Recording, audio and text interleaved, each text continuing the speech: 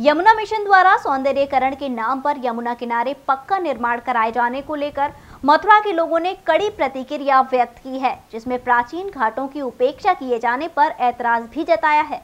नमस्कार दोस्तों, G9 news में आप सभी का स्वागत है। मैं हूं आपके साथ हेमंत शर्मा। जैसा कि आप जानते हैं कि यमुना को लेकर हमने आपको एक खबर दिखाई, जहां यमुना मिशन द्वारा घाट किनारे पक्का निर्माण कराया गया और हमने जब बातचीत की तो उन्होंने कहा कि नहीं, ये पक्का निर्माण नहीं है। इस ओर ध्यान देने की आवश्यकता, हमने वो भी दिखाया, उसकी हकीकत भी दिखाई कि उस घाट के पीछे गंदगी का अंबार लगा हुआ था।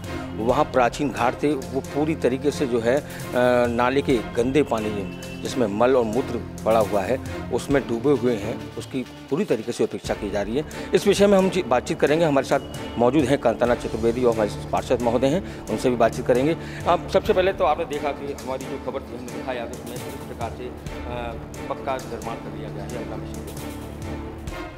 देखिए, यमुना मिशन ने जो कुछ भी किया है वो उचित नहीं किया। कारण क्या है कि हमारे जो घाटे हैं पुराने, वो सब दब गए। अब बात यह है कि जब ये सिलसिला प्रारंभ हुआ था तभी इसका विरोध सामाजिक लोगों को, धार्मिक संस्थाओं को और प्रशासन को करना था,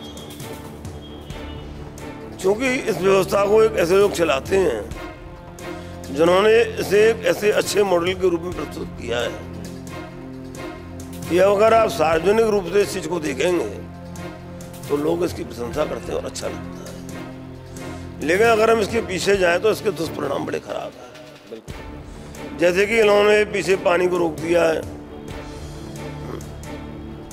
उसमें पानी भूगर्भ जल को प्रदूषित करता है। तो रास्ता बनाना कोई गलत चीज नहीं है।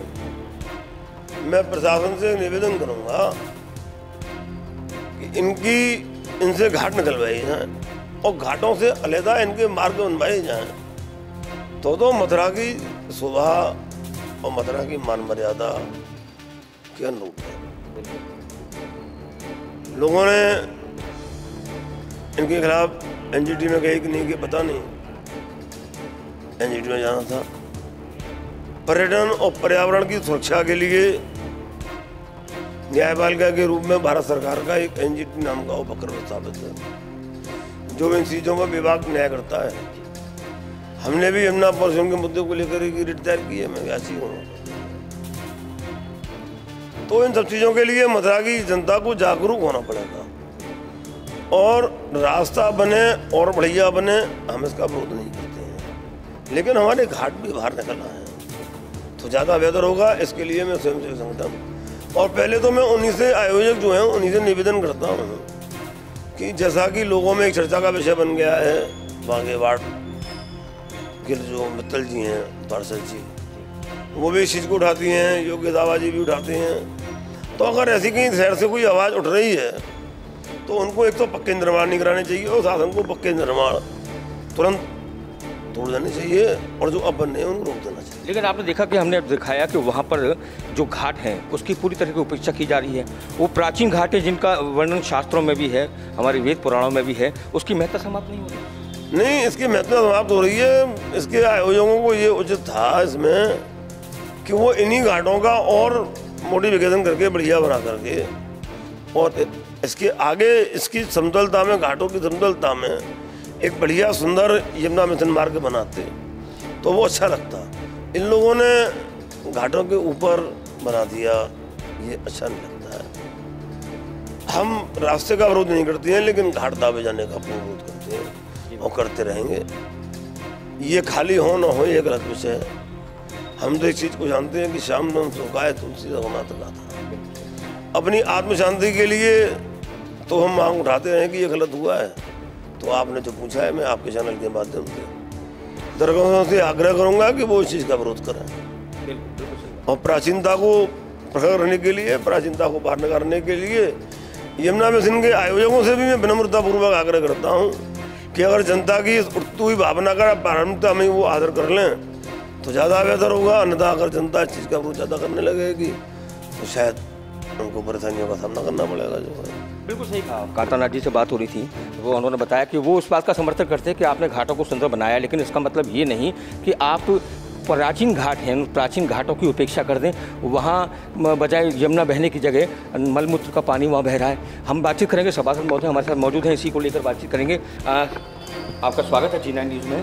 मैं परिचय जानना चाहूँगा आपका अपने दर्शकों के लिए। जी, मैं रामदास चतुर्वेदी, नगर निगम वार्ड नंबर 57 से, जो भी मथुरा नगर निगम का हृदय स्थल क्षेत्र है, उससे मैं पार्षद का दायित्व जनता ने मुझे दिया है।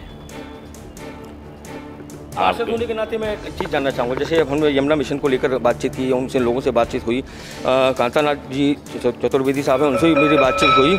उन्होंने समर्थन किया इस बात का, चलो आपने उसको घाट को सुंदर बनाया, लेकिन प्राचीन घाट की पूरी तरीके से उपेक्षा कर दी। क्या ये गलत नहीं है? ये तो विषय बड़ा गंभीर है कि प्राचीन संस्कृति का जो क्षरण हो रहा है और जो उसका संरक्षण होना चाहिए वह नहीं हो पा रहा है। मथुरा का जो पुण्य तीर्थ विश्राम घाट है वह यमुना का प्रमुख केंद्र है और पुराणों में वर्णन है और मथुरा की सरकारी रिकॉर्डों में सब में वर्णन है इसका कि मथुरा का जो केंद्र घाट है वो विश्राम घाट है और मथुरा के जो प्राचीन 25 घाट हैं उनके 12 घाट उसके उत्तर में और 12 घाट उसके पूर्व में हैं और केंद्र रूप में जो एक कमल के समान है मथुरापुरी और उसकी 12 पंखुड़ियाँ इधर और 12 पंखुड़ियाँ 24 और 25वीं पंखुड़ी का जो केंद्र है वैसे ही विश्राम घाट है और यहाँ पर कि राधा श्री कृष्ण बलदेव विराजमान हैं कंस को पछाड़ कर। अब उस घाट की सुंदरता को आप ले लें और अभी जो नवीन निर्माण हमारा हुआ है बंगाली घाट तक वह है, उसके अलावा हम और आप देखते हैं तो रेलवे पुल से लेके वहाँ तक के जितने भी घाट हैं सदर तक की और रावण कोठी तक की वो सब विलुप्त हैं। इसी प्रकार आप विश्राम घाट के सकर को स्वामी घाट से ऊपर चले जाएँ, स्वामी घाट से ऊपर लेकर ये अक्रूर तक के घाट कभी हुआ करते थे, ऐसा वर्णन है जो मथुरा का परिक्रमा मार्ग है उसमें सब वर्णन है इन सब चीज़ों का, वो सब विलुप्त हो चुके हैं, कहीं खेतों में दब गई, कहीं कॉलोनियों में दब गई। और जो बचे कुचे घाट थे हमारे मोक्ष तीर्थ से लेके और यहाँ ध्रुव घाट तक दिखते थे उन्हें भी आप देखिए। अब चाहे कोई संस्था कर रही हो या सरकारी योजना के अंतर्गत हो रही हो या मतलब योजना का अभाव हो इन घाटों के संरक्षण की, ये एक शोचनीय विषय है। चाहे वो सुप्रीम कोर्ट के आदेश हों, हाई कोर्ट के आदेश हों, NGT के आदेश हों, क्या उनका कहीं अवहेलना नहीं हो रही इन सब प्रक्रियाओं से? विकास सही है लेकिन इस जो संगठित स्वरूप में विकास होना चाहिए उसकी योजना का अभाव है। जो सामाजिक क्षेत्र के लोग भी कार्य कर रहे हैं उनका कार्य बढ़िया है लेकिन कहीं उन पर भी उंगली उठती है कि वो घाटों को मतलब विकृत कर रहे हैं ना। तो इन स्थितियों की समीक्षा प्रशासन को करनी चाहिए कि जनता की जो हमारे पास जो आता है वो जनता का व्यू आता है। हम एक नगर निगम के पार्षद है, जनता की चर्चाओं में विषयों में जो व्यू आते हैं उनका हमारा कार्य है कि हम सरकार के आगे रखें। आज सरकार इन विषयों का चिंतन करे, जन भावनाओं को समझे और नदी संरक्षण पर्यावरण संरक्षण के लिए हमारी मथुरापुरी के प्राचीन घाटों का संरक्षण करे।